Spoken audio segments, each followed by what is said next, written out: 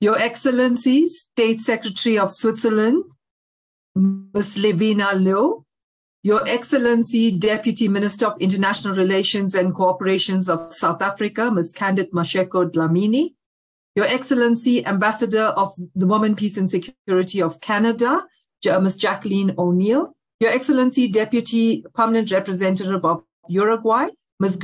Gabriela Gonzalez, Your Excellency, Deputy Director of UN Women, Regnér, distinguished representatives of network members present here and listening in, civil society colleagues and friends, all protocols duly observed, and a very warm welcome to each one of you to this high-level side event on Women, Peace and Security and the Focal Points Network, taking place in the margin of the 77th United Nations General Assembly currently underway in New York. My name is Pravina Makanlaka. I'm the advisor to Women, Peace and Security at Accord, and I'm a South African national. My responsibility here today is to moderate this very important gathering of the Focal Points Network, and under the broad theme of partnering for change, translating the Women, Peace and Security agenda into action. We're well into the third decade of the Women, Peace and Security agenda, and the buzzword amongst all of us right now is, how do we translate this agenda into action? How do we as Focal Points Network members, how do we as civil society members, how do we as academics, policymakers, use this opportunity as we enter this third decade to ensure that this agenda is transformative, that this agenda translates into real action? And this side event today is an attempt to hear on the progress from member states that belong to the Women, Peace and Security network of member states on what kind of interventions are taking place. This particular meeting comes on the back of the recently held Fourth Capital meeting, and it just jogged our memory for those of us who were at the event, how beautiful this event was in Switzerland, but in Geneva, Switzerland. But importantly, because after a long time with COVID, we were able to meet in person and engage on this agenda. We focused on three particular themes during that conversation: women's participation in peace processes, the protection of women's rights and recognizing women's agency, and the national action plans and responding to conflict and crisis situations as we are finding them in our current space. And in that space, we want this side event in the margins to reflect after the Geneva meeting, what are some of the progress that you have been making in this regard and in commitment to that call to action that we took in Geneva. But to get us going, let me first call on the Deputy Executive Director of UN Women, Regnér, to give us welcoming remarks and set us off onto our high-level panel this morning. Osa, over to you and welcome. Thank you so much, Pravina, and thank you everybody for being here today. It's a pleasure to talk to all of you today from the General Assembly here in New York. And first of all, I would like to thank the governments of Switzerland and South Africa for organizing this important event and for their strong leadership during their current network co-chairship. Allow me also to comment on the fact that yesterday I was at a General Assembly event where the South African Minister Zulu gave a brilliant speech on sexual and reproductive health and rights and why it matters both in peace and in conflict times. So thank you for the leadership. I would also like to thank co-organizers Canada and Uruguay, also great partners to us, as well as, of course, Switzerland, whose term as valued members of this Troika ends this year. So UN Women welcomes this meeting to follow up the outcomes of the meeting held in Geneva in May this year. I applaud the network's resolve and continuity of purpose. because I think it's clear in these dire times, we must together really move beyond commitments to action, which ensures women's full and equal participation in the decisions that actually affect their lives, especially during conflict and crisis. And I also just now came from another meeting with the feminist foreign policy countries, where I did hear, obviously with a very serious tone, reflecting the state that the world finds itself in, but also that we all need to accelerate from the walking to the talking, to actually act now and be concrete. I'm pleased that the number of national action plans on women, peace and security since our last meeting increased from 100 to 103 plans. And nowadays, as we all know, we know they actually do steer action, they matter. And it is important also to fund them and have a budget from the beginning. UN Women has continued to roll out impact-driven strategies on national action plan development and implementation. Our offices support more than 40 member states and territories to use these plans more effectively to place women at the heart of sustainable peace efforts.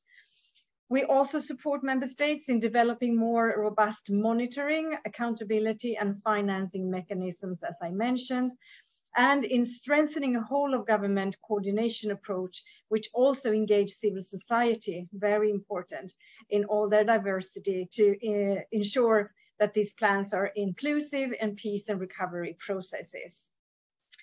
Obviously, we also continue to support the work of women human rights defenders around the world. In Afghanistan, perhaps in particular, we strongly support the women's movement, and we continue to demand the full restoration of Afghan women and girls' human rights, as well as justice for all women and girls in Afghanistan.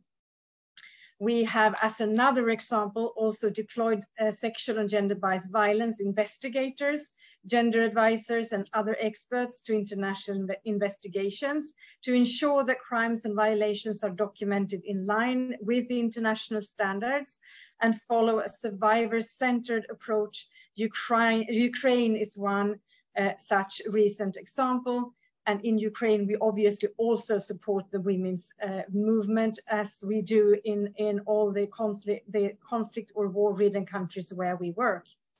Another area where I'm pleased to provide an update is in the rapidly channeling of urgently needed institutional and programmatic funding to local women's organizations around the world. As the Global Secretariat of the United Nations Women's Peace and Humanitarian Fund, we have seen this vital aid going to women's rights advocates in Ukraine, Cameroon, Moldova, and in other countries. And the funding to women's organizations and the women's movement, I think that cannot be underlined enough. I think it's an extremely important issue right now, because the devastating impact of conflict and humanitarian crisis and the slow pace at which we are addressing, for example, the climate emergency, are pushing us further off course from the Sustainable Development Goals, despite many good efforts that we also know of and are part of. We saw this in our one of our latest reports, which is called Snapshots, which is a report on the SDGs. And this highlights the number of women and girls living in fragile and conflict-affected countries. And we see that they almost doubled since 2019 to 511 million in 2020. In 3 years, it doubled and is now 511 million in 2022. And to protect human rights, uphold the rule of law, and provide redress to victims of abuse and injustice, all public institutions obviously need to represent and respond to women and girls. And I do also think that before closing, I think that the work on women, peace and security also needs to inform a lot of issues which actually nowadays are part of foreign policy and domestic policy, and they're all interlinked. And I'm thinking of issues such as military spending, energy issues, digitalization, obviously climate change. I think all of these issues need to be informed by the women, peace and security agenda and thinking, and we will need to ally with the civil society and use data and evidence, which all of you are experts on, luckily. So together, I think we can really drive positive change, and this network is really, really powerful in doing so. So thank you so much for being here, and I look forward to the discussion. Thank you very much, Deputy Executive Director Asa Regnér. Always good to have you with us and being our champion for so many years on this agenda. But ally with civil society was the catch for me, especially being a civil society person here. And it was also the strong message that came out of Geneva as well.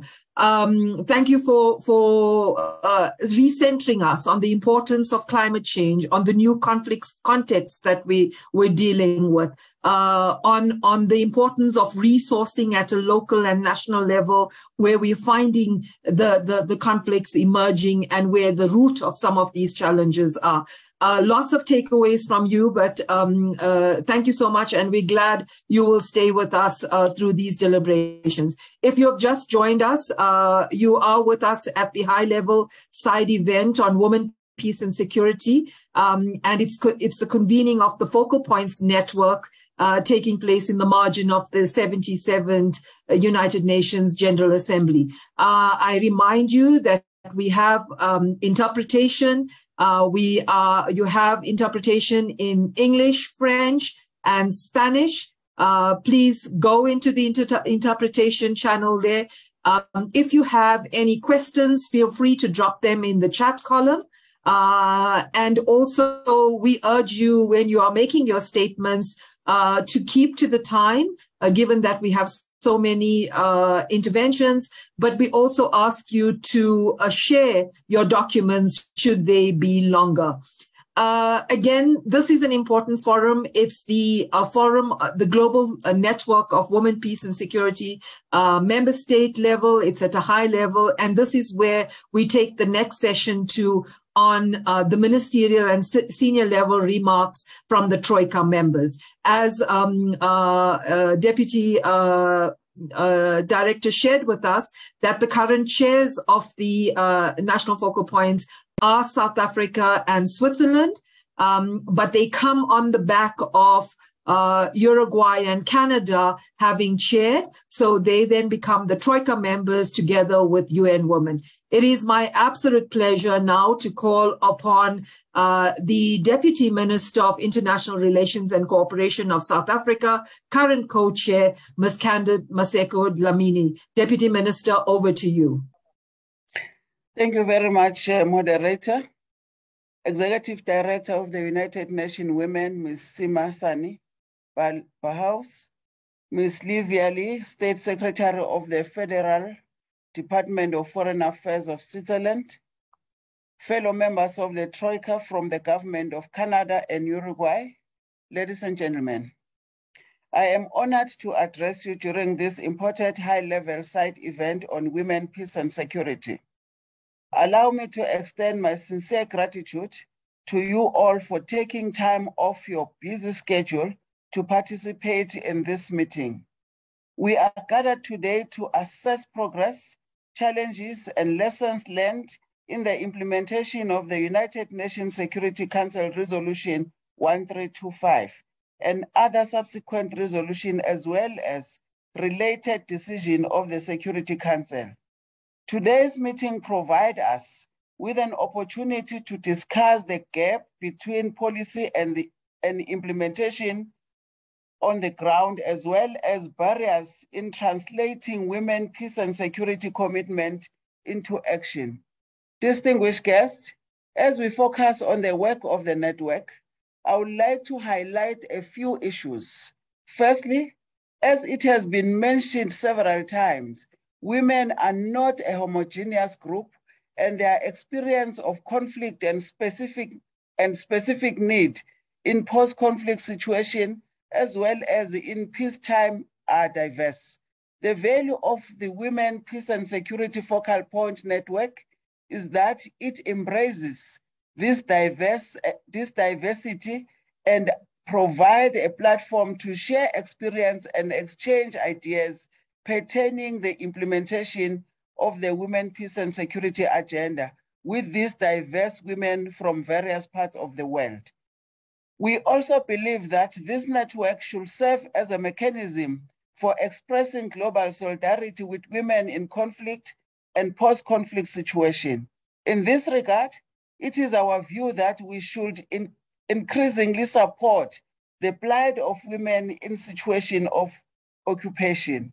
The recent killing of the Palestinian American female journalist Shireen by an Israel soldier and many others is a stark reminder of the dangers that women face in the discharge of their task in conflict and post-conflict situation. United Nations Security Council Resolution 2493, championed by South Africa in 2019, is the first resolution that calls upon member states to address such threats.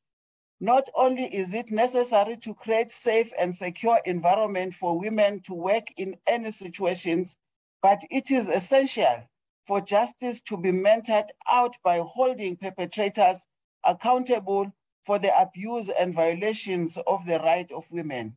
Government and non-state actors should play their respective role in ensuring that justice is served. Secondly, barriers to women's involvement in peace processes as well known, and they continue unabated because mindset remained unchanged. For the full, equal, and meaningful participation of women in peace processes to be realized, there is a need to invest in efforts to change mindset of both women and men at all levels of society. The message should be to convey that all genders have the ability and competencies to play a significant role in peace processes. South Africa will thus continue to build the capacity of women by providing training in preventative diplomacy, mediation, and negotiations to various women domestically and on the African continent. We will work on supporting the deployment of these women to use their acquired skills and necessity. For us, quota are a lever when it comes to advancing the meaningful role of women in peace processes. We'll also continue to implement our national priorities in providing equal opportunities to both women and men in the security sector, especially in defense and police. This has allowed South Africa to deploy many female peacekeepers in the United Nations Peace Support Mission, as well as in regional and humanitarian disaster situations. We continue to create opportunities for the involvement of women in the field of disarmament and non-proliferation and areas of peace and security, which poses a severe contemporary threat and where women should also have a role. Consistent with our first generation national action plan, we endeavor to involve young women as part of the women peace and security activities. This intersectionality of the women peace and security and youth peace and security agendas laid a foundation for intergenerational interaction. This is an important subject, especially in Africa, which has a youthful population. Thirdly, and lastly, owing to the history of South Africa, we see value and merit in multi-stakeholder approaches in the advancement of the women peace and security agenda. Government, regional organization, relevant international organization, and non-state actors must forge partnership at all levels, at national, regional, and continental and global level to promote the women peace and security agenda. Let me end my remark by underlining the overarching importance of political will and adequate funding for the realization of women's full, equal, and meaningful participation in the peace processes.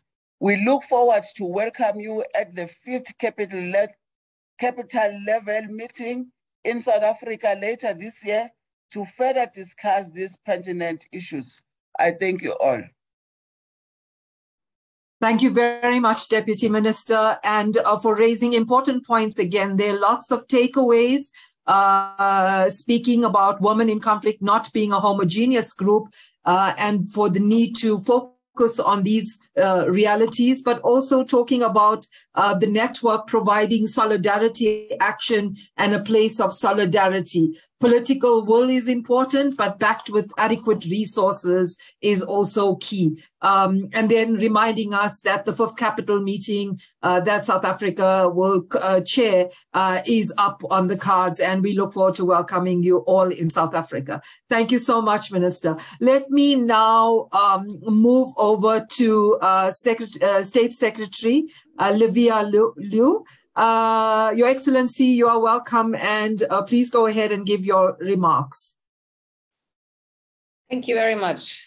Excellences, Mesdames et Messieurs les ministres, chers et chers membres du réseau. C'est avec un grand plaisir que je participe à cet événement annuel de haut niveau du réseau des points focaux femmes, paix et sécurité. Permettez-moi d'abord de réitérer les propos que j'ai tenus lors de notre réunion à Genève au mois de mai. Une paix sans femmes n'est pas une paix durable. C'est dans cet esprit que nous avons entamé la coprésidence du réseau en 2022 avec notre partenaire estimé, l'Afrique du Sud, et que nous avons engagé les échanges avec vous, chers membres du réseau. Tout au long de cette année, nous avons été inspirés par les discussions entreprises tant à Genève que durant les rencontres virtuelles organisées par ONU Femmes. Nous sommes également ravis que le réseau continue à s'accroître et nous souhaitons la bienvenue au Liban en tant que nouveau membre.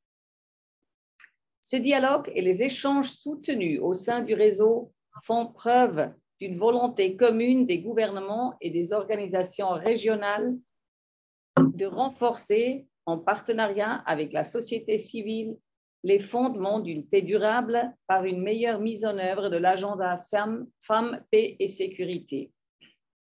En même temps, nous sommes profondément préoccupés par les violations des droits humains et les atteintes contre l'intégrité physique des femmes de tout âge dans de nombreux contextes, mais également leur exclusion des processus décisionnels, voire même... This has really affected what we have done. With regard to Afghanistan, we are seeing something that is unacceptable. As a community, we have to bridge the gap between what we see in the ground and what we see in the different countries involved. We have to see what is the framework, and we have to change our paradigm now. And let's say that women in the context of security do not have to be left aside. They have to be the center of any actions. Dear guests, Switzerland is committed to conduct concrete actions. I'm going to mention the 4 fields in which my country is going to help. First, the participation of women in any peace initiatives. This will take place in Geneva. This is part of the foreign policy in Switzerland. It is inconceivable not to have women in the negotiation tables in this regard. So now we are supporting mechanisms, and we would like to help any peace initiatives in Switzerland in bilateral terms with Libya, with Lebanon, as well as with other countries. So the second one is the support by Switzerland to any women activities in the field of prevention. Prevention is key. We are financing these programs against sexual violence. And we have always supported any local initiatives for women. Third, as an elected member of the Security Council, Switzerland has supported an efficient multilateralism, and women have a key role to play at this level. So in the context of continuous challenge to legal situations, and given the reduction of social society, we have to reaffirm the engagement, the collective engagement for women and for more tolerant societies, because many times their lives are at risk. So they have to be protected at any time. So we have to support them at any time. Ladies and gentlemen, I would like also thank our co-chair from South Africa and also the Troika members, given their excellent collaboration during this year. I really thank all those women who have worked on a constant basis so as to have efficient exchanges. Finally, I want to say that we are collectively responsible to implement all our decisions. Together, we can guarantee a sustainable peace. Thank you so much. Thank you very much, State Secretary of Switzerland, Ms. Livia Liu, and thank you for showing us the redoubling of efforts from Switzerland in terms of ensuring women's participation in peace processes, committing to that, supporting that, and taking a full, stance on that. Of course, also reminding us of the need for collective engagement and more tolerant societies. And particularly important now as we see the changing nature of conflict and where this intersects with women, peace, and security. With those two interventions, you now have the two co-chairs who have been able to share with us some of the opening remarks, but also remind us why we are here, and remembering that this particular side event of the Women, Peace, and Security Focal Points Network is about partnering for change, translating the women, peace, and security into action, and some concrete ideas coming from those two presentations. Let me then turn on to our next speaker. And as a Troika member, the outgoing focal points for it was Canada and Uruguay. And here it is really someone we have worked a long time with, Ambassador Jacqueline O'Neill. Very warm welcome, and we look forward to receiving your comments.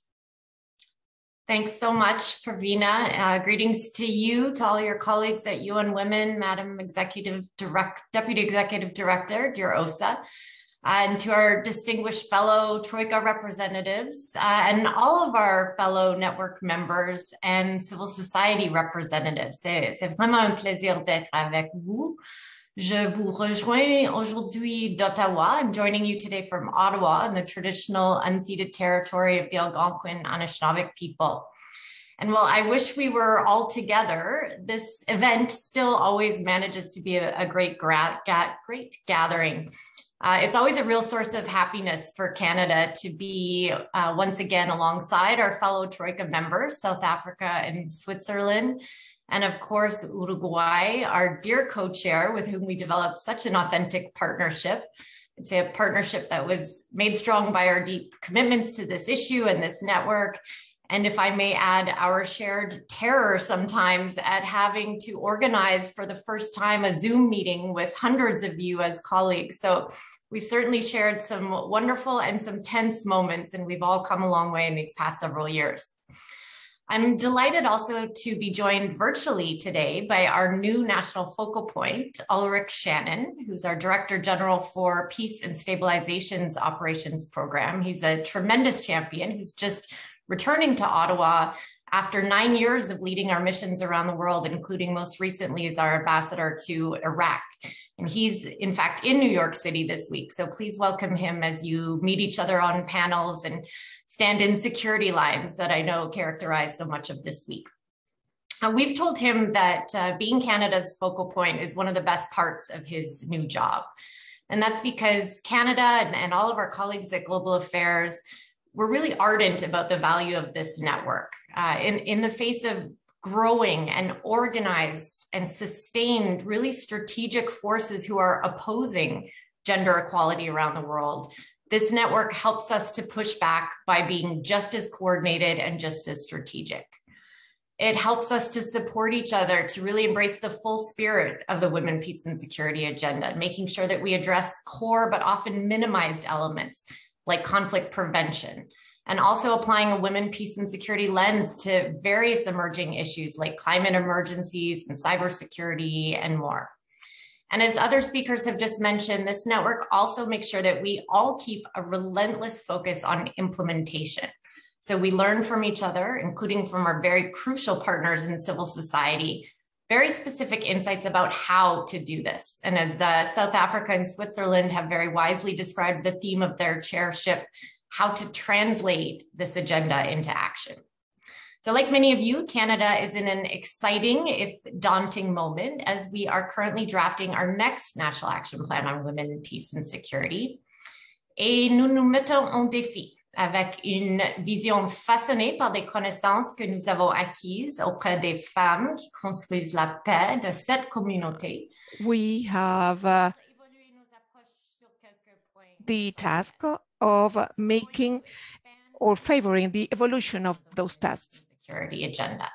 We're going to have even greater coherence with other national policies and plans, like our National Gender-Based Violence Action Plan, our Two-Spirit and LGBTQI Action Plan, and the Missing and Murdered Indigenous Women, Girls, and Two-Spirit LGBTQIA+ people National Action Plan.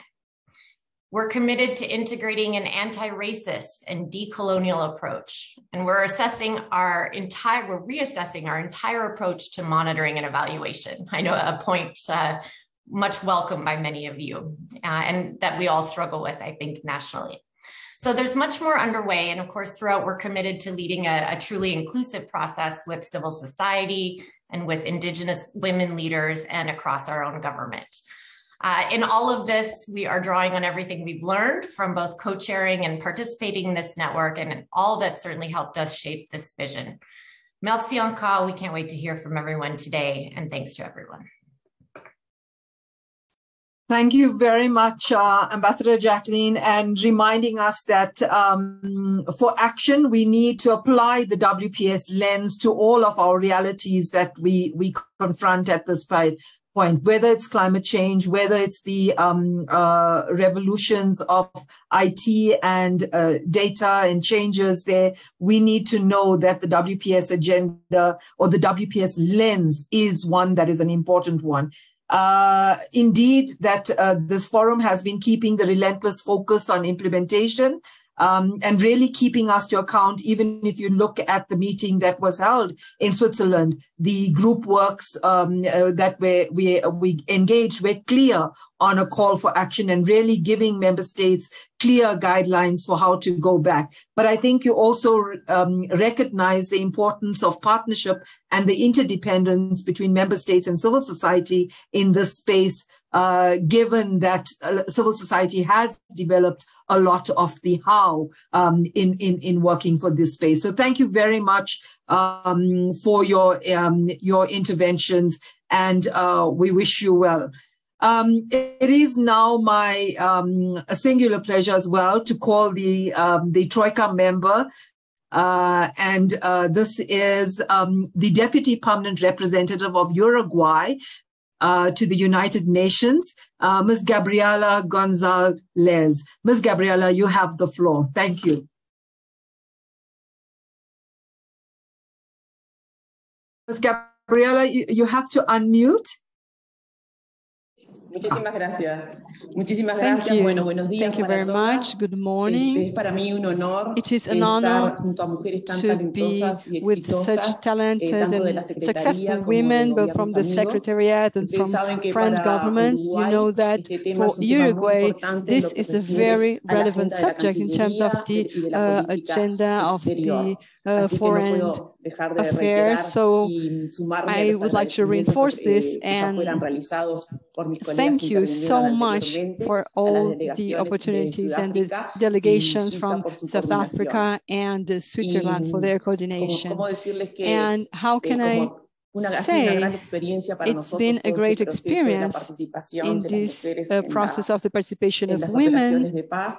Estamos in hace peace mucho tiempo operations. We have been for a long time anterior a la resolución 1325 before porque forma the parte de nuestra resolution acción para la paz. 1325 because it's a part of our mission for peace. The interaction of women in armed forces and peace missions is essential for the territories. So it has been great to be close to the closer to the population, the most fragile population in the conflict, and this is the focus that we have had in the government of Uruguay for participating in peace operations.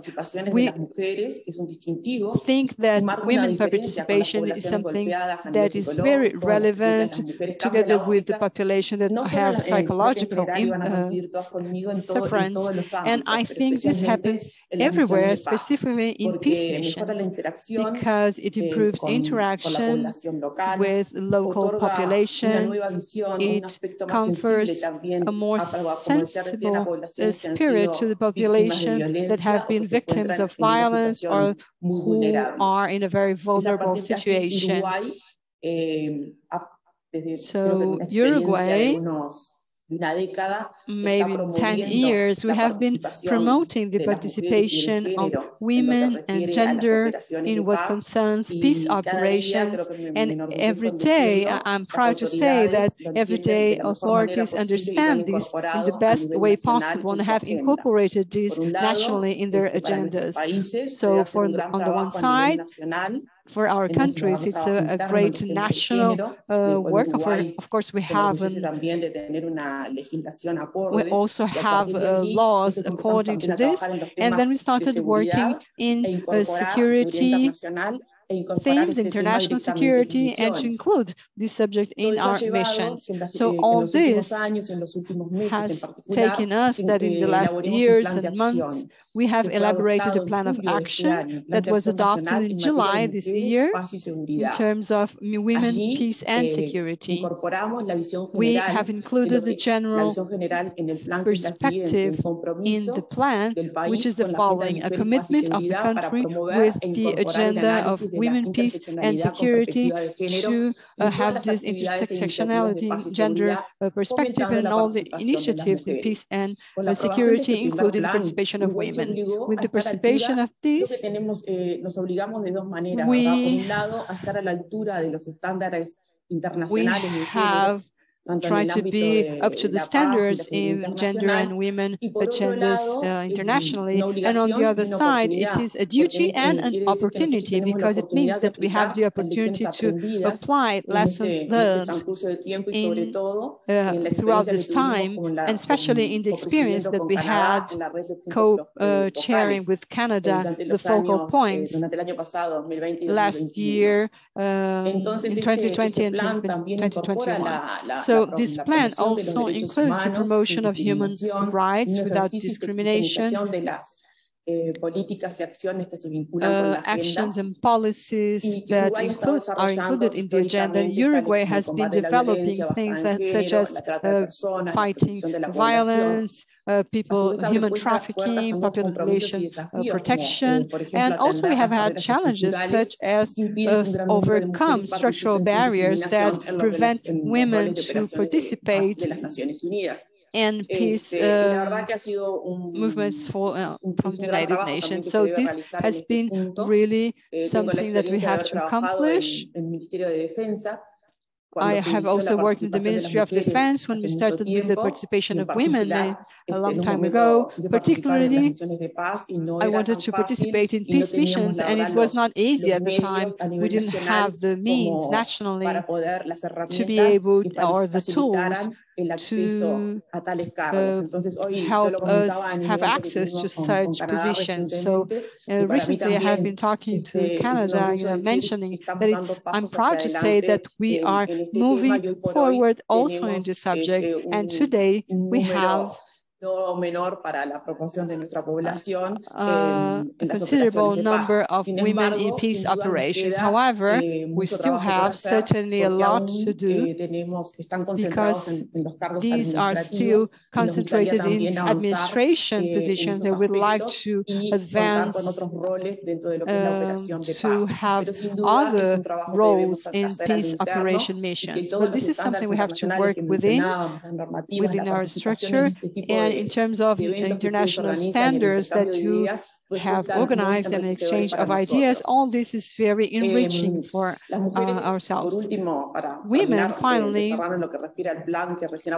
terms of the plan that we have recently approved, we would like to consolidate this notion that we have nationally and to translate this into regional work with your support, which is key in this process, and also the different UN agencies, particularly UN Women and other similar organisms. I will also like to mention a point in the agenda.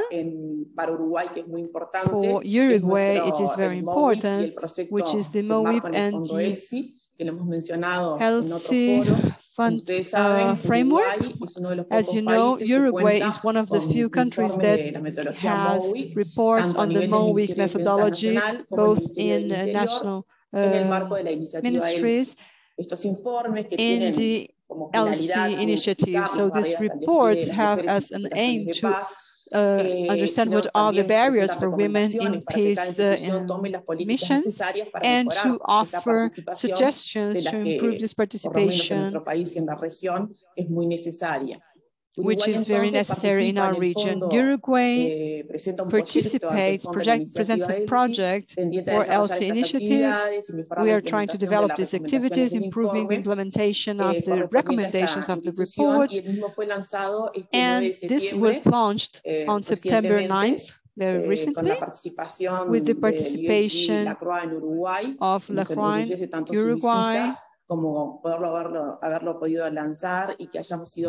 are very happy to have launched this and that we have been selected within the initiative. We don't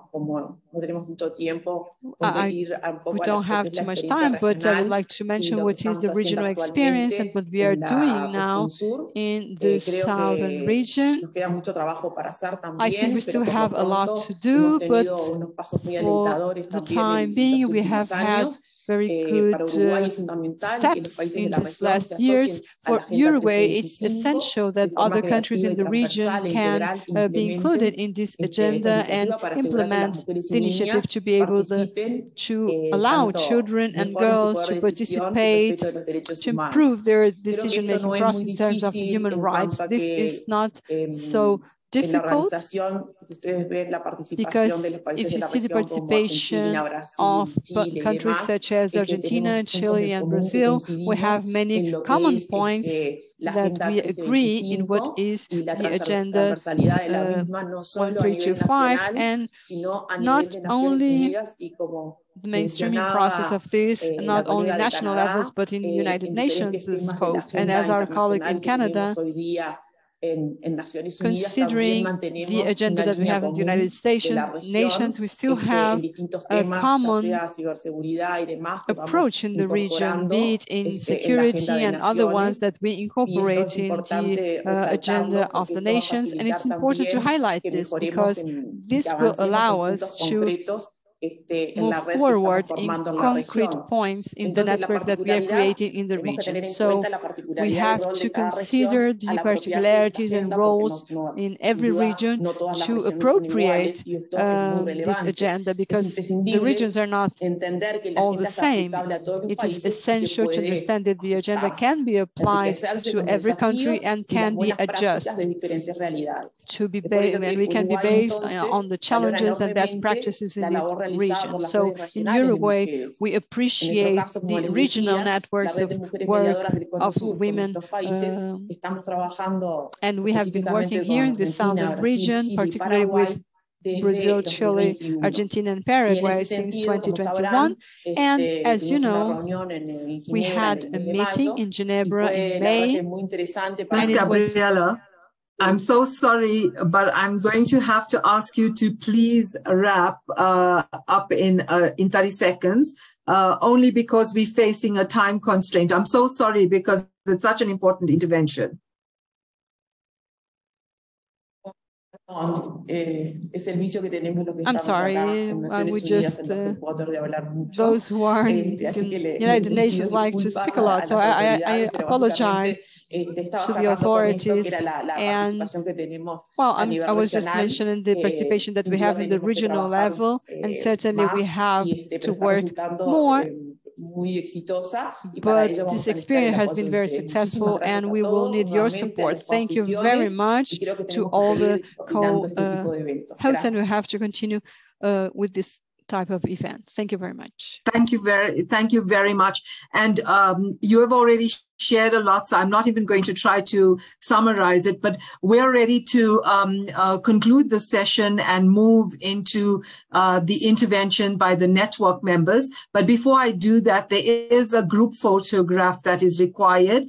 And I see that Paivi Canisto is on as well, so just to greet Paivi. But please, can the speakers from the high-level panel please put on your cameras so we can have a group photograph? And I think the tech team is busy preparing that while we transition to the next session. I also have noticed, and I'm assuming Tech, you are taking the picture while I continue talking. I have also noticed there are a number of comments and points being raised in the chats, and thank you so much for those. We will respond to them either on the web or in responses, but will not be taking any questions here at this point. I want to now transition with those opening remarks into interventions by network members and civil society representatives. I'm going to plead with you. I'm going to give you 3 minutes, and these interventions have to be really quick. I will cut you after 3 minutes, and you will forgive me for that, for doing that. Our very first speaker today will be from Germany, and the representative from Germany is Ms. Helga Barth, the Director of Human Rights, International Development and Global Health. Helga, welcome, and you have the floor for 3 minutes. Thank you very much, Pravina. My fellow WPS focal points, I hope you can hear me all right. Good afternoon from Berlin. Excellencies, ladies and gentlemen, I'm very glad to see so many of you and so many states that you represent showing their support for the Women, Peace and Security agenda. Behind us is yet another tumultuous year with many different crises that required our attention and action. Last year, when we met, that was just after the Taliban took control of basically all of Afghanistan, not just Kabul. The situation for women in the country has become extremely dire, as we all know from our daily work. In Ukraine, women suffer from an unprovoked war of aggression that completely upended their lives. It is our duty, we think, to reach out to women in all conflicts, to partner up with them, to support and protect them in their endeavors. In the past year, Germany has decided to join a group of countries subscribing to a feminist foreign policy that actually was in the coalition agreement of our then new government. In doing this, we will further strengthen our focus on the rights, representation, and resources of women in marginalized communities. And thanks to all of you who've come to Berlin for our Feminist Foreign Policy Conference on the 12th of September. The implementation of the WPS agenda is a cornerstone of our and will therefore remain a very important priority. We're now in our second year of implementing our third national action plan. Our primary focus will remain supporting women's participation, including women peace builders, of course, in crisis prevention, peace processes, and humanitarian assistance, crisis management, and reconstruction. We intend to continue our support of the Women, Peace, and Humanitarian Fund. It does extraordinary work in supporting women human rights defenders and women peace builders. Another priority will remain the prevention of conflict-related sexual violence. We will continue implementing a survivor-centered approach while enhancing accountability. You have 30 seconds left. Yeah, we would like to underline our support for a standing independent investigative mechanism in this context. And I would like to thank South Africa and Switzerland for chairing the WPS Focal Points Network. Thank you very much. Thank you very much, Haga, for keeping it on the go for me.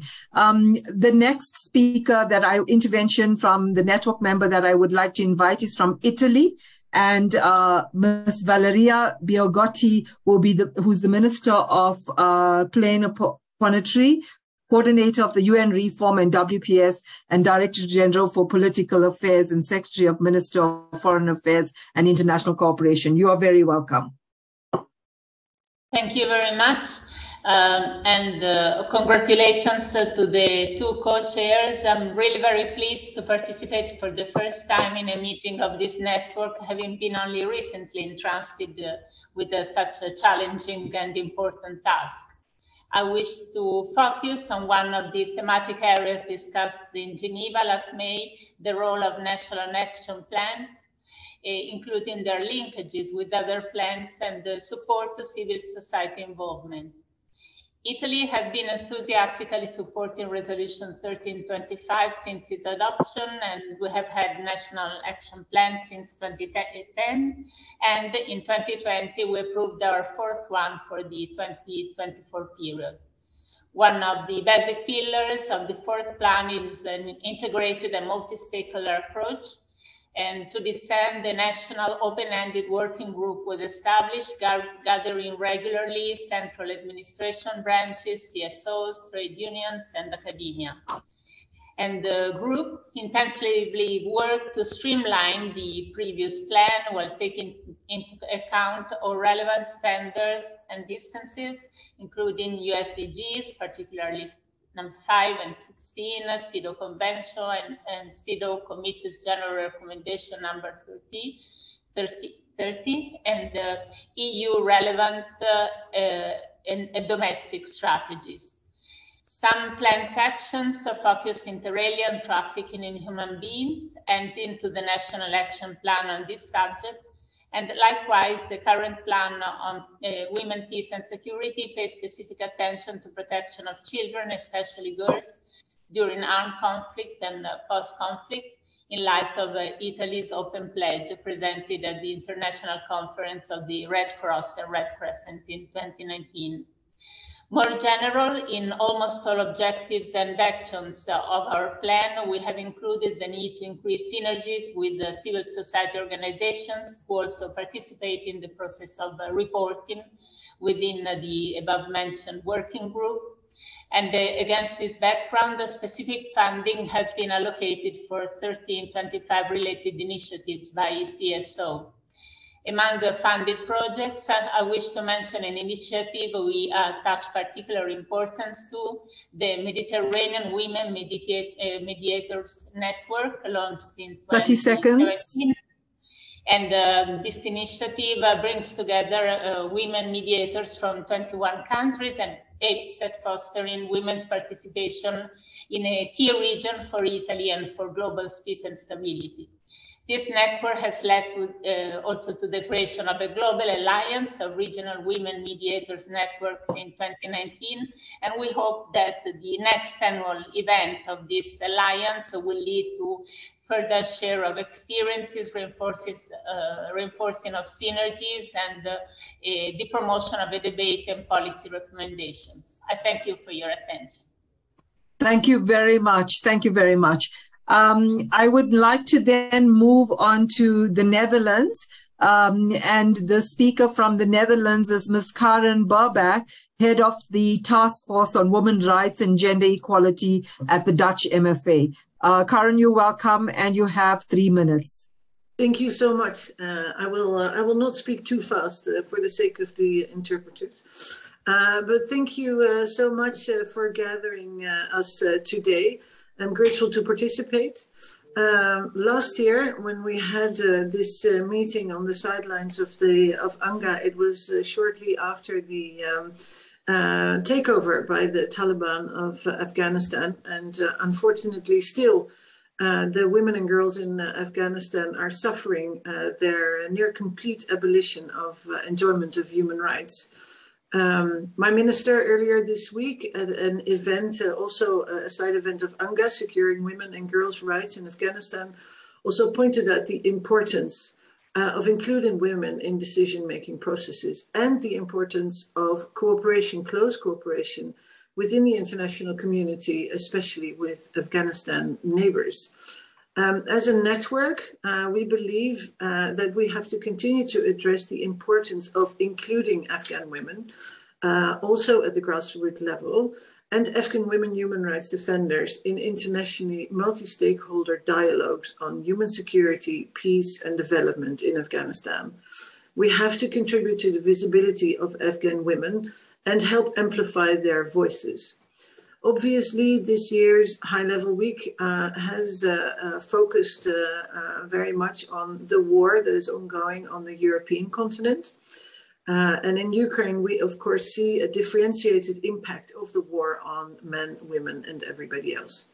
In July, together with the ICC and the government of Ukraine, we hosted a conference, Accountability for Ukraine, focusing on accountability for the atrocities that have been and are being committed. And we focused also on conflict-related sexual violence. We will continue to try and support the collection of evidence on sexual violence in conflict perpetrated now in the territory of Ukraine by also sending teams of experts assisting in the gathering of evidence. We have to play a role ensuring that the best practices are being shared widely and can be copy-pasted. And of this, of course, vital is that survivors and victims are part of and central to the dialogue. You have 30 seconds. I will quickly move to our fourth NAP. That we have set up. And one crucial thing I want to mention that is we're going to send a report on what we have done implementing our NAPs to our parliament in order to upgrade our accountability. I would like to finish by thanking UN Women for their crucial role in this network. And of course, also thanking our current co-chairs, South Africa and Switzerland, for convening this important meeting. Thank you so much. Thank you very much, and thank you for helping me keep to the time. Also important points, but I'm not even going to try to summarize. I would like now to give the floor to the Senior Gender Advisor at the OSCE, Dr. Lara Scapita, to take the floor for 3 minutes. Over to you, Dr. Lara. Thank you and good afternoon from Vienna. To all of you, it's a great pleasure to reconvene after the meeting in Geneva. And of course, I have to begin by thanking Switzerland, South Africa, UN Women and the Troika chairs for taking this initiative to organize this side event. And this event is extremely timely, sadly so, I must say, because we are seeing again the devastating consequences that wars have on civilians, and the women are bearing the brunt very often of this conflict. And what we find particularly disturbing and worrisome are also the growing reports on rape and sexual violence has been used as weapons of war. But of course, we are coming with a backlog of actions that need to be taken to very much address also other problems that women face in the world, from access to education to lack of participation in political processes. But also we are seeing in many countries, not in open conflict, some backtracking on women's rights. And this trend, risk of nullifying year of progress. So in this context, very difficult context that we face, it's, I believe it's more than ever important for the international community and civil society to come together and really redouble our collective efforts to make the peace, women and security agenda a reality on the ground. Now, could be speaking for a long time about the gaps and the challenges that we face, but I would like to focus more on some of the actions that we can take, and many of them I've already highlighted in my speech in Geneva, in my intervention there. And the first thing that we must do collectively as international community is use our leverage to bring women at the table from the beginning. Whether it's confidence building measures, ceasefire agreement, humanitarian access, or post-conflict reconstructions, women must have a say. This is certainly not simple because it requires some structural changes. But, we also have to be frank, we can no longer rely just on the political will very often, or the conflict parties. So what we need is a mechanism, strong and effective mechanism to have women at the table of the peace talks from day one. And these mechanisms, I believe, must be developed together in close coordination with our civil society partners. Of course, one mechanism that we have is the national action plans. They are fundamental in localizing the women, peace and security, but they need very often more funding. So we need to work on that. A second point is that we need to continue supporting and empowering civil society, especially grassroots women-led organizations. We are working a lot to support the women networks because they are providing a fundamental entry point for women to voice their demands. Many other priorities, but another priority for us, essentially for the OEC, in addition to support the fight against gender-based violence, is that one key actions that we need to take is we must engage men, because the women, peace and security can only be achieved if gender equality for the benefit of all society is sustained and supported by men. Of course, these are very ambitious points. But I have to stop you. I will stop now, and I thank you for your attention. Thank you. Thank you so much. Thank you very much. And I'm sorry to do that. I know you can share your paper with us as well. I would like to move on then to our next speaker. And our next speaker is Ms. Fawzia Kufi, the first woman deputy minister of the Afghan parliament. Ms. Fawzia Kufi, you have 3 minutes. I'll tell you when you have 30 seconds left. Well, thank you everyone for hosting and co-hosting this event. Switzerland, South Africa, Canada, Uruguay, UN Women, and all the panelists for highlighting the situation of women in Afghanistan. Women inclusion in peace, conflict resolution and peace building is of course prerequisite for sustainability of the process. Before the process, during the process, and after the process. Without women inclusion, there is no way we can guarantee a sustainable community-based peace process. This comes from my experience, from my personal experience. Politics of exclusion has resulted, at least in my country, I can say the severe, probably human rights violation that one could see in 21st century. In any peace processes since 1992 up to now, only 13% women participate. In Afghan peace process, which was about women's rights, which was bargaining about our future, only 6% of the negotiators were women, and that came after a lot of lobby and in leveraging our influence on the peace process. And that's why we see that today Afghan women are deprived of their basic fundamental human rights.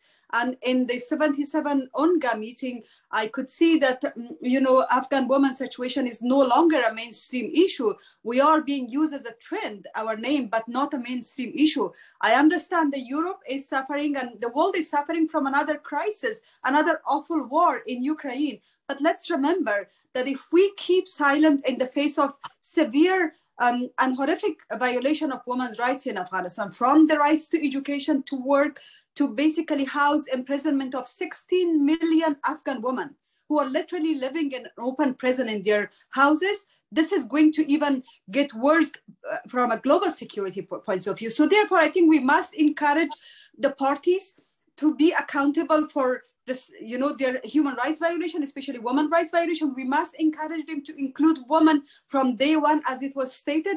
Not only women participation is important, but their meaningful participation is key, because once they are in the table, we must make sure that their voices are heard, that their concerns are heard, that they carry the big burden.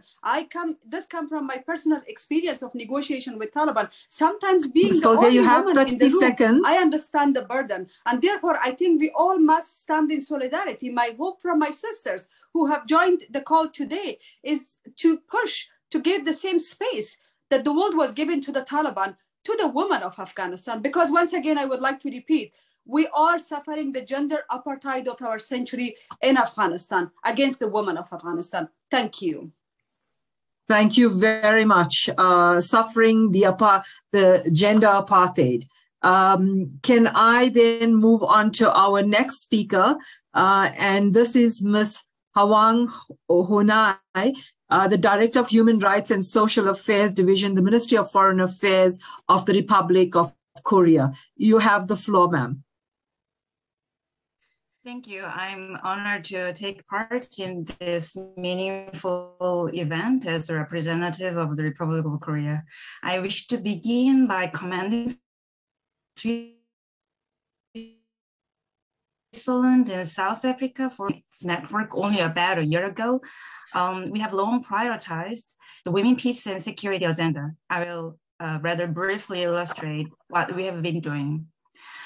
First, my government is making efforts to enhance women's participation in UN peacekeeping operations.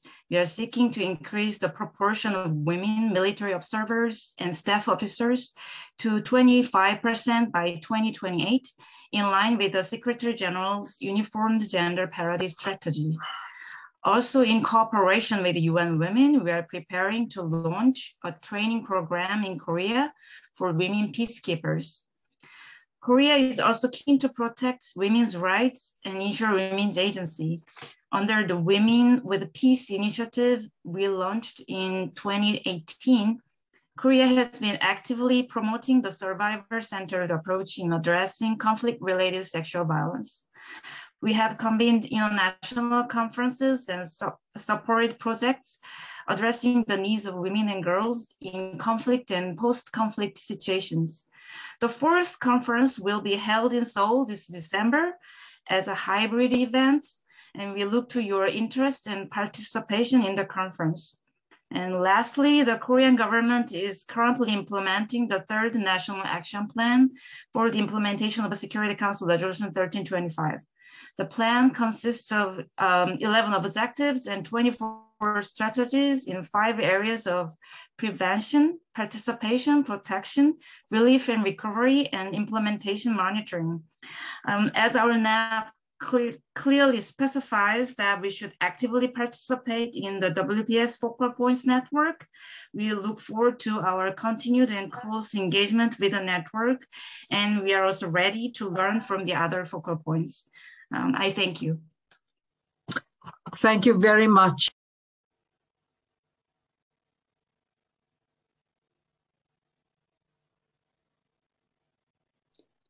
Pravina, you're on mute. Hi, Pravina, you are muted. Sorry. I said that I just want to say thank you to all the participants who have joined us on this side event. There's 112 participants here. A lot of you are making comments in the chats, thanking the speakers for raising important points, but you also are asking for sharing of strategies and recognizing the very similar initiatives that you confront. A lot of points also from civil society. I would like to now turn the space over to Ms. Dikaseng Diale, who's the founder and executive officer of the Lady for Peace Community Foundation in South Africa. Over to you, Dikaseng, and this is an intervention from civil society as well. You have 3 minutes. Thank you, Program Director, my sister and mentor, Pravina, to Deputy Executive Director of UN Women, Jacqueline, South African Deputy Minister of International Relations and Cooperation, Candith Mashego, State Secretary of the Federal Department of Foreign Affairs, Switzerland, Livia. Allow me to stand on the existing protocols and say greetings to all present here. And I am very humbled and pleased to be part of this important engagement of the WPS network on the side of UNGA 77. Many in South Africa have been working hard to bring peace to our country, fighting crime, fighting gender-based violence and femicide, fighting human rights violations, and tackling poverty, inequality, and unemployment. We have a particular focus on women, peace and security. Government, international organizations, and civil society have all been working so hard to put together the framework, and we managed to launch it last year in March. And our NEP also is to ensure that we all know about it and that it gets implemented. So 6 civil society organizations, namely our organization, Lady of Peace Community Foundation, Lopeko, Hurisa, IJ, Arsawit, FHR, and Access Chapter 2 have been supported by government, by Ireland, the Dutch, and the UN Women to assist with the implementation of this plan so far. The NAP is a government framework, and it's therefore the government is in the driving seat of this implementation, and it cannot do this alone, so without civil society support. So we've been collaborating on elements that civil society has to implement, and that the ones that government is implementing as well. So in translating the Women, Peace and Security agenda into action since March 2021, South African women have never rested. The collaboration has managed to popularize and summarize the 96-page to an easy read of 13 pages, translated into 4 local languages and disseminated throughout the country. We have this morning, we were in a consultative process developing a national peace charter. We have also embarked on an awareness program and concrete measures to address the violent expressions of homophobia, leaving no one behind. We strengthened the capacity for oversight on women, peace and security. We have just recently, 2 days ago, trained women, the parliamentarians on this NAP, and we continue to develop a comprehensive baseline report on women, peace and security, which we will then submit next year to indicate our 2-year, 3-year mark of what we have done since the launch. We have also enhanced peace and security through dialogues, the peace tables, and psychosocial support. We've been to KZN.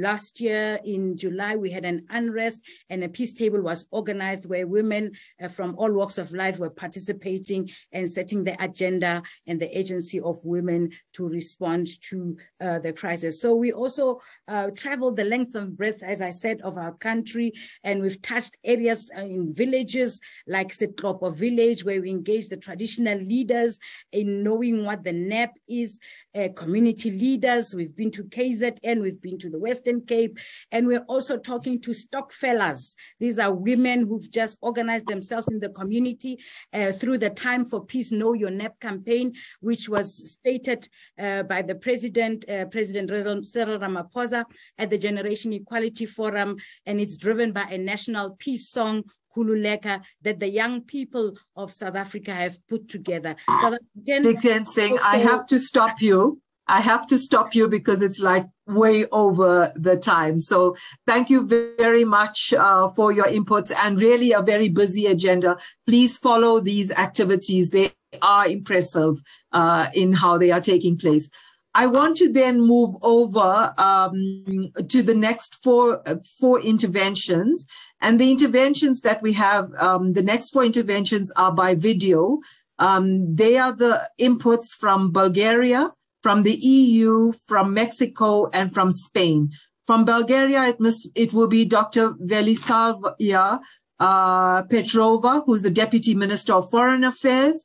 From the EU, it will be Ms. Stella Rone Grubak, the EU Ambassador for Gender and Diversity. And from Mexico, it will be Ms. Martha Delgado Peralta, the Deputy Secretary of Multilateral Affairs of Human Rights, the Ministry of Foreign Affairs of Mexico. And from Spain, it will be the Secretary of State of Foreign and Global Affairs of the Ministry of Foreign Affairs of Spain, Ms. Angelia Moreno Bia.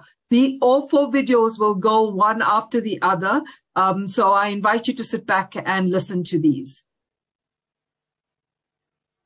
Distinguished co-chairs, excellencies, ladies and gentlemen, I'm pleased to intervene at this year's side event, kindly organized by South Africa and Switzerland. It is under their presidency this year that we managed to hold our first in-person capital-level meeting after a 2-year break caused by COVID. Yet another turbulent year is about to pass. With it, new and unexpected challenges have emerged. It has been the most vulnerable who were affected the most. Women and girls amongst them continue to be more severely impacted by crisis, be it economically related, climate related, or crisis driven. These realities remind us that equality between women and men is not a given, but a result of purposeful, continuous efforts. Inequalities persist due to the continuous lack of female participation in decision-making and in leadership roles. Any institution, whether it's in a public or private sector, cannot function effectively without participation of women, especially at leadership roles. Women create a perspective that drives competition, but in a fair manner, and that puts collaboration across organizations and teams at the forefront of the work ethic. Female leadership is a prerequisite for increasing the pace of societal transformation, both at home and in the workplace. In this domain, Bulgaria strives to promote the active participation of women in all areas of social, economic, and political life. We are among the top 50 countries in the Global Gender Gap Index for 2022. This circumstance is but a reflection of our firm belief that expertise and skills define the position you get, not your gender. According to Eurostat data, Bulgaria is well above the average European level, with 49.6% of scientists and engineers being women. This trend has been observed since 2015, as women make up about 46% of the total number of researchers in the public sector. As flattering as the numbers might seem, we are mindful of the fact that other obstacles stand in the way. To this end, Bulgaria continues to follow on its international commitments in good faith. Formats like this network are of great support. Such events and follow-up discussion help us not to lose sight in our mutual ambitions and goals. Thank you. For several years now, the EU has been moving consistently in the direction of addressing women, peace and security as part of its overall gender equality work. This is to ensure that further fragmentation of the agenda is avoided. With this in mind, we have developed an action plan on women, peace and security and have integrated it into our Gender Action Plan 3. And we have built a network of gender focal points across the EU structures that we intend to expand and improve. These are men and women engaged on a daily basis in operational work at the EU, transforming WPS work into concrete actions and demonstrating that working on gender equality is something anyone can learn to do. But we should not be self-congratulatory. To move forward with the implementation of WPS commitments, we need to be honest about the areas that we still need to improve. Despite all the progress made, we still are not advancing enough, nor quick enough. We continue to see how gender equality is continually pushed to the margins in the global security debate and throughout our organizations. There is a missing piece of the puzzle here, and that piece is called leadership. Integrating a gender perspective in all matters of peace and security is a skill. It is the responsibility of the leadership to ensure that the institutions have the capacity to transform that skill into actionable deliverables. This requires not just reporting about equality issues or even working on gender balance in one's own organization, but a thoroughly honest, inward-looking assessment. It requires a kind of leadership that consistently sees the value in integrating a gender perspective. Working to instill this skill into the leadership culture of the EAS is the key commitment I am making here to you today. It has been more than 20 years since the adoption of the Resolution 1325 on Women, Peace and Security. This milestone resolution highlighted the disproportionate impact of armed conflict on women and girls, as well as the relevance of women's leadership and meaningful participation in the reconstruction of societies, conflict resolution and sustaining peace.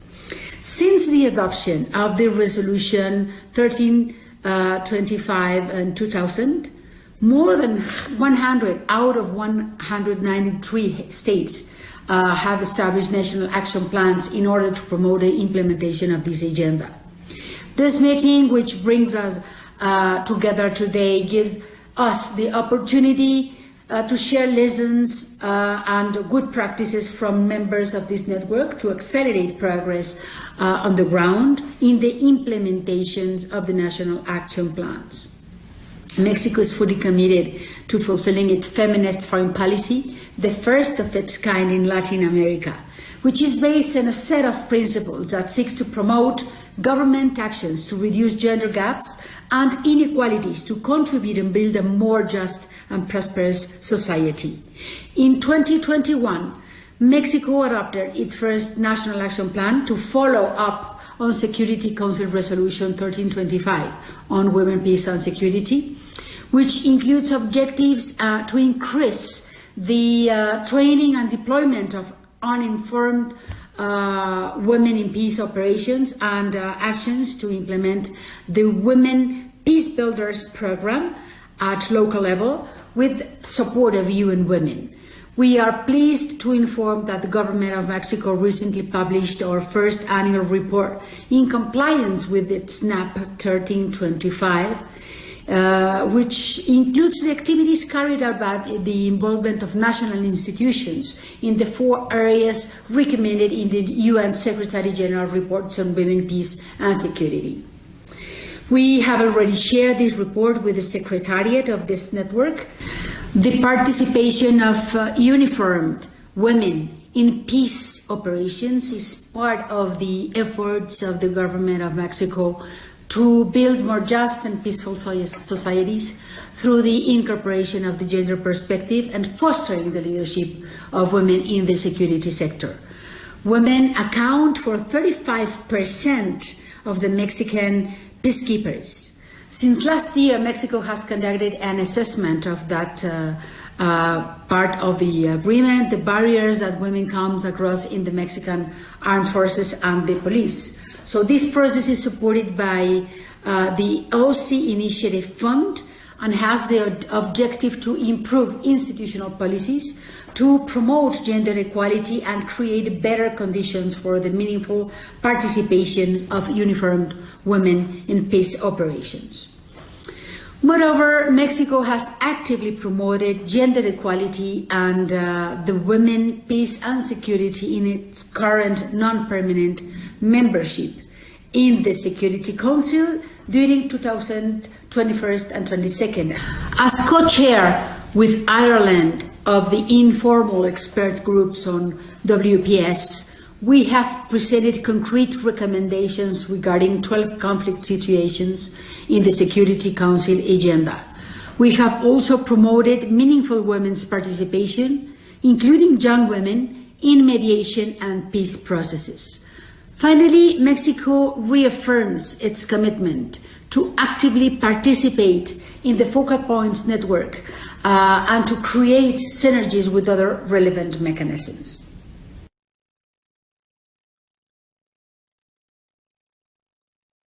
Dear friends and members of the Women, Peace and Security Focal Points Network, ever since Spain promoted its creation in 2016, we have strongly supported the network, and we hope that more events like these will take place in the future. It is key to strengthen such a committed group of decision makers and stakeholders. This year, the Focal Points Network met in Geneva to address the implementation of the Women, Peace and Security National Action Plans. We are quite satisfied that recommendations were made to strengthen the accountability mechanisms of the plans and to sustain civil society involvement throughout their life cycle. We recognize the existing challenges as we are finishing the evaluation process of our own plan, bringing together non-governmental actors and the ministries involved. This is why Spain has supported several national and international civil society organizations. For instance, we have signed an agreement with ECOWAS on cooperation in the Women, Peace and Security agenda, which has led to the development of new projects with the G5 Sahel Women's Platform. Introducing the gender perspective in all our conflict prevention and capacity building actions has been a priority for our country. Spain supports the development of national action plans in Colombia, Palestine, Mali, Jordan, and Chad. Moreover, we offer, together with the Netherlands, gender-based training courses aimed at members of peacekeeping operations in the framework of the UN, NATO, and the European Union and the African Union. Within the framework of NATO, we have defended the importance of having the agenda of women, peace and security in the new strategic concept.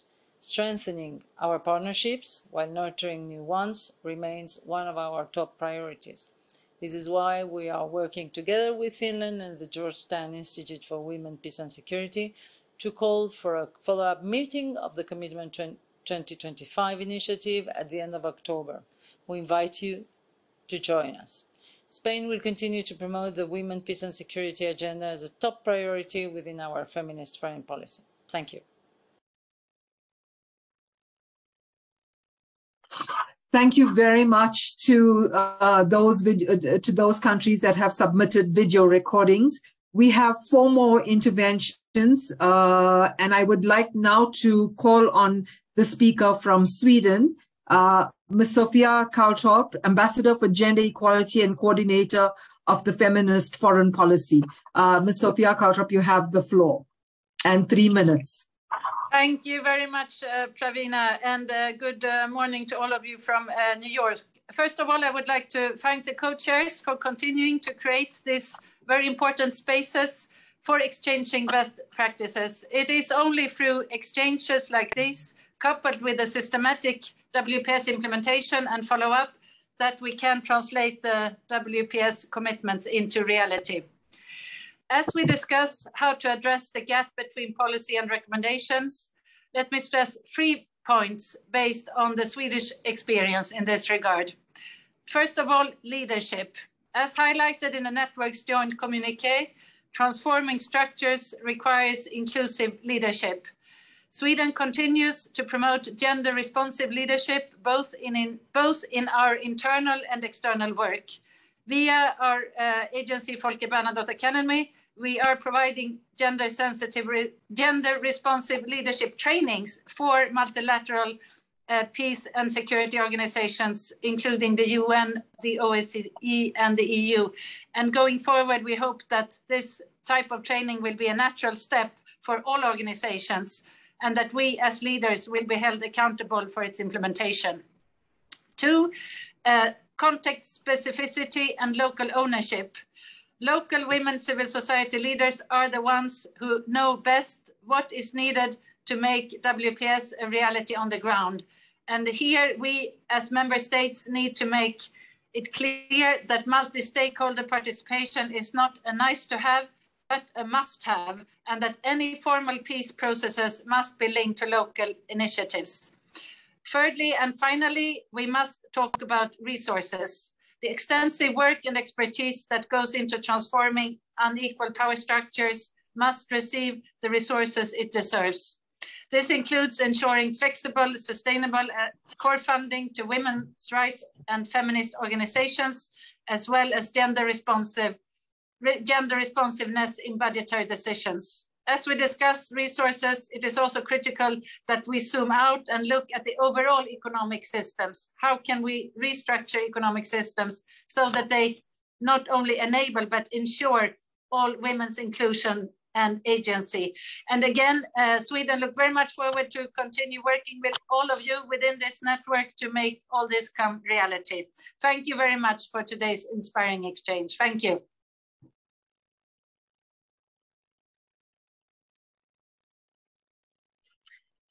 Pravina, unfortunately, you're muted. Sorry, I'm losing the touch now to unmute. Let me then move to Ireland, to Aine Hans, the Director of Conflict Resolution Department at the Department of Foreign Affairs and Training. Anyway, over to you, and you have 3 minutes.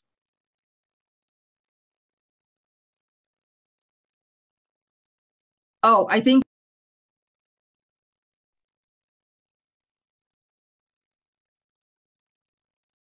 No, we can't hear you.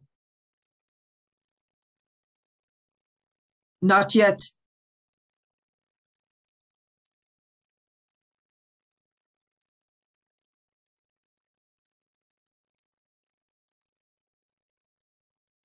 No, still not hearing you.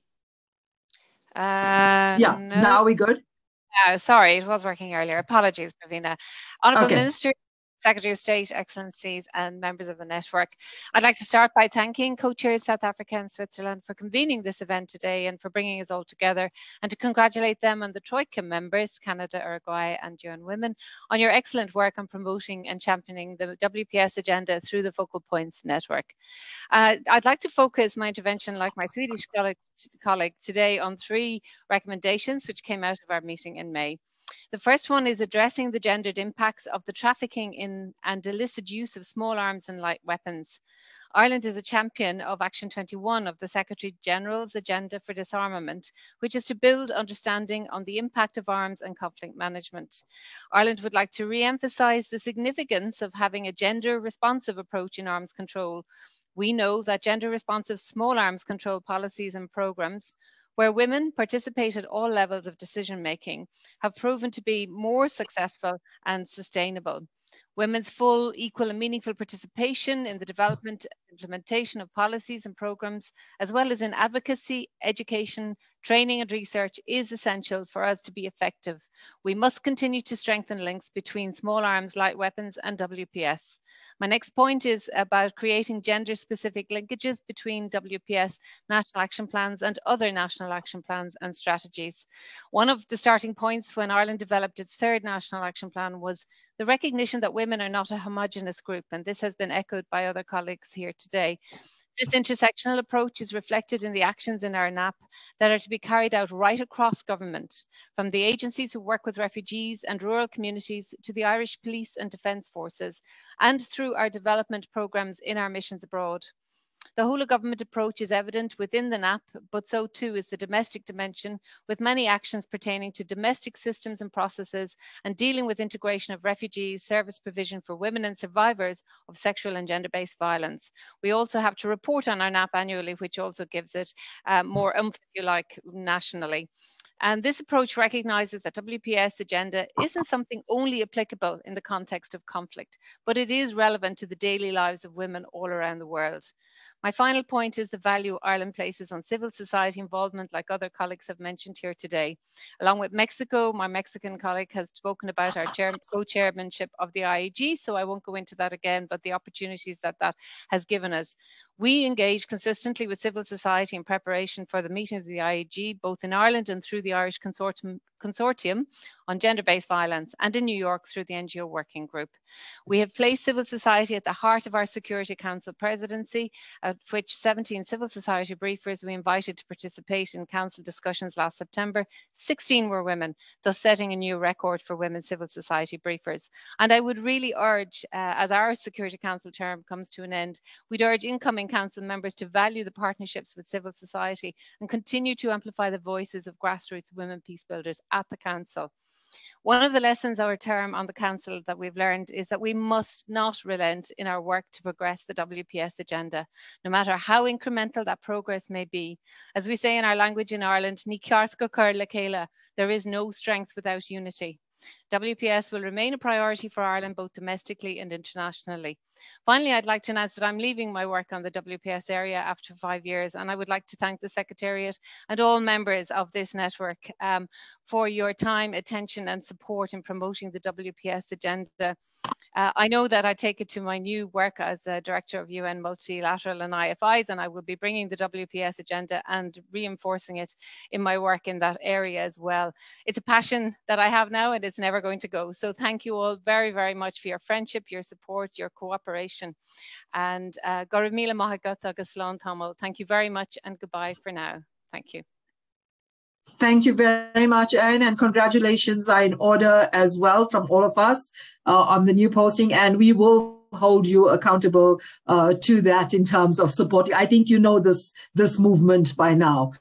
Let me then move over to the presentation from the UK, and our speaker will be Sonia Foray, the Deputy Director for Gender, Children in Conflict, the Office for Conflict Stabilization and Mediation, FCDO. Sonia, over to you, and you have 3 minutes. Thanks, Pravina, and thanks also to the co-chairs, organisers, and today's high-level panel. I'm delighted to be here today to represent the UK. The UK is a proud champion of the Women, Peace and Security agenda. As UN Security Council penholder on WPS, we share the frustrations of many colleagues here today that despite the strong international framework, there's still a significant implementation gap. And as others have mentioned, we remain concerned by the erosion of women's rights, including in Afghanistan, Ukraine, Ethiopia, and Sudan. We're laser focused on tackling this gap, and I'd like to focus on 2 key points today. First, our next Women, Peace and Security National Action Plan will be launched later this year. It's the UK's 5th National Action Plan, and will respond to the new global context, reflecting on Ukraine and Afghanistan and transnational threats such as climate and cyber. We'll be focused on highlighting tangible deliverables to drive forward progress on this agenda. Second, a key focus for the UK is tackling conflict-related sexual violence. We can only eradicate this horrendous crime through international collaboration and commitment. That's why we're hosting an International Preventing Sexual Violence in Conflict Initiative conference in November this year. Our objectives are strengthening the global response, preventing conflict-related sexual violence, improving justice and accountability, and supporting survivors and children born of sexual violence, including by tackling the stigma they may face. We will convene foreign ministers, experts, survivors, and civil society, and commit to tangible actions, learning the lessons of the last 10 years since we launched PSVI. We will call on states attending the conference to sign up to a new political declaration that will set out how the international community can work together to better prevent and respond to CRSV, support survivors, and hold perpetrators to account. We'll also be calling on states to consider specific, tangible national commitments that they could make to help tackle conflict-related sexual violence. In conclusion, our collective efforts will ensure we move beyond rhetoric to deliver positive change to women and girls across the globe. Thank you. Thank you very much, Sonia, for those interventions and comments. Let me then now move on to the intervention from NATO and Ms. Irene Frelin, the NATO Secretary General and Special Representative for WPS. Over to you, Irene. Thank you very much. I'm so glad to be here with you today and see so many friends and colleagues across the globe. Thank you to the organizer of the event, the government of South Africa and Switzerland, and to the Troika's members, Canada, Uruguay, and UN Women for the coordinations. Since we met last time in May, NATO has adopted its new strategic concept, as mentioned by the Deputy Minister of Foreign Affairs, Angeles Moreno from Spain. This is a key document for the Alliance because it really gives the vision of the work that NATO does and will do in the next 10 years. For the first time, a reference to WPS and human security was included in the document. And the Alliance is committed to implement both agendas across its core tasks, namely deterrence and defense, crisis prevention and management, and cooperative security, and promote gender equality as part of its core and common values. You know that the agenda WPS for NATO was tailor-made across the mandate of the Alliance, which sometimes is different from the core message, the work with women's organizations and grassroots, coming from grassroots. But that said, there are some elements I would like to share with you, some actions that I already heard mentioned by you, by several allied countries, member states. The first one is leadership. Leadership is key. Political commitment, leadership are key everywhere. And this is also why here at NATO we have a leadership task force coordinated by the Deputy Secretary General. And we are going to meet as part of the celebration of our the 1325 anniversary next month. It's important that we are all aligned with my colleagues and the other leaders to implement the agenda forward. As a cross-regional political military alliance, NATO understands well the need for partnership to achieve our shared objectives. And this is why also it's important that we engage with different stakeholders and a diversity of stakeholders, including women's civil society organizations. Our fifth action plan that covers the period 2021-2025 looks to broaden and enhance our cooperation with other regional and international organizations, partner of the Alliance, and importantly, civil society actors. Our recent experience in crisis management and conflict situation has highlighted once again the value of such engagement. We are using, therefore, our formal and informal networks to hear the experiences of those living in conflict and in crisis. Once we hear and we know, we can share, and we can use our platform to amplify, coordinate, and support across our various national and organizational mandates. NATO's action plan 30 seconds. Yes, so we have a civil society advisory panel that is now under revision, and it's part of our formal body of consultation that is support my work here at the Alliance.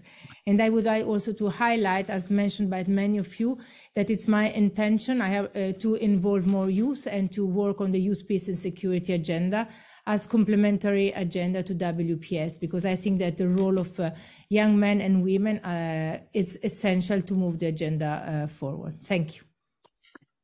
Thank you very much, Irene. And you close our session on inputs from members and from the region and civil society representatives here. Thank you very much for keeping to the time, to all of you, and sorry for putting you under the pressure. I want to now move to our closing reflections and to put us and bring us to a close of this event. It is my absolute honor to call on Ms. Päivi Kaunisto, the Chief of Women, Peace and Security and Humanitarian Action at UN Women, and really someone who drives this very quietly in the background together with her team. I know she always says it's the team, but Päivi is the person who steers this ship on WPS for us there. So Päivi, over to you for some of your comments to this intervention today. Thank you, Pravina, for your overly kind words. So, Excellencies, dear members and partners of the network, let me first also thank governments of South Africa and Switzerland, co-chairs of this network, for co-organizing this event with UN Women. I'm also grateful for the support and leadership of the Global Affairs Canada and the government of Uruguay for their remarkable leadership as previous chairs at the height of a pandemic. It was quite an achievement. And I don't need to say this, but we at UN Women are very proud to host the Secretariat of the Women, Peace and Security Focal Points Network. This is a very powerful network of member states and regional organizations and actually advancing concrete implementation of women, peace and security.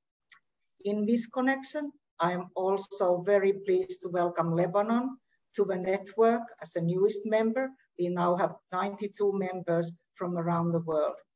Like I said, this is a powerful network with so many members from every part of the world. So I wanted to highlight one thing, and many of you have referred to this. This will be also reflected in the Secretary General's report to the Security Council on women, peace and security. So this is a peak preview. There is an urgency of securing women's rights, especially in conflict and crisis situations. Right now, as we gather, women in different parts of the world are putting their lives at risk to request for respect to internationally agreed standards. And not just putting at risk, some are losing their lives. And we are very sorry that we have to be in that situation. So we need to stand strongly in support of those who advocate for women's rights and inclusion.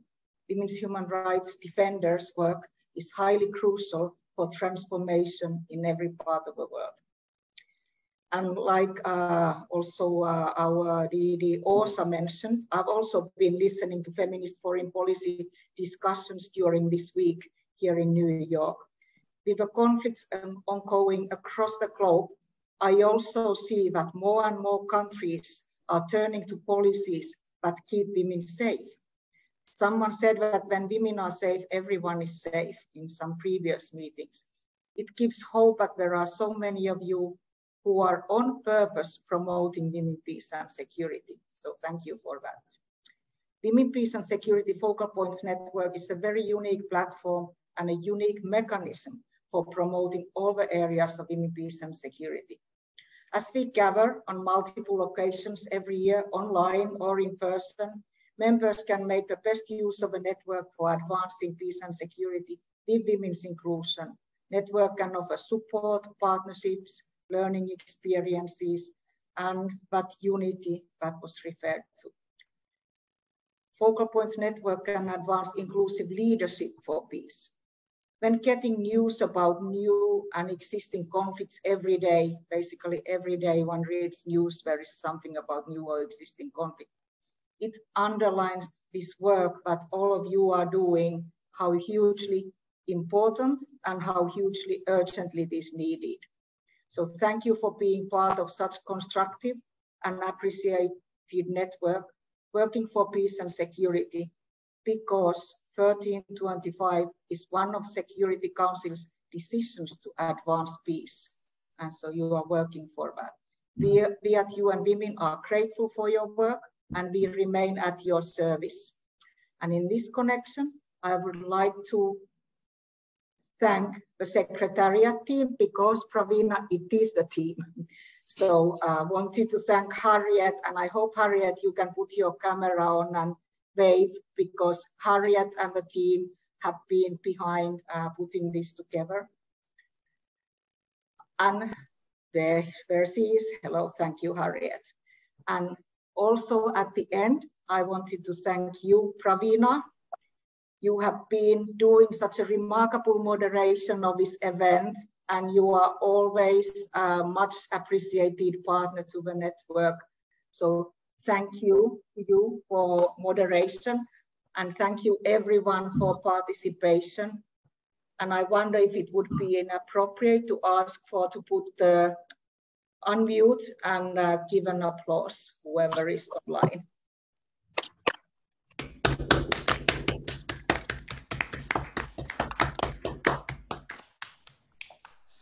Thank you very much, Päivi, Kaniso. I have had the privilege of working with you for many years and have always appreciated your leadership and guidance to us. So I thank you for that. My task is an easy one now. You have been an incredible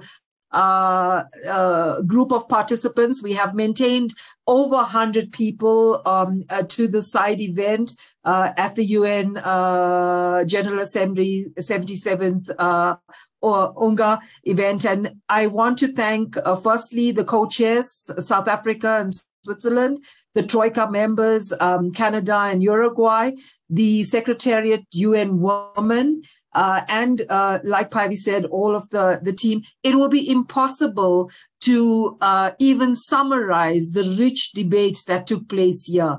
But what it tells us over and over again, that this network has really become a place of sharing how diverse the practices are in implementing this agenda, how we can share these practices as we confront this WPS agenda in changing times.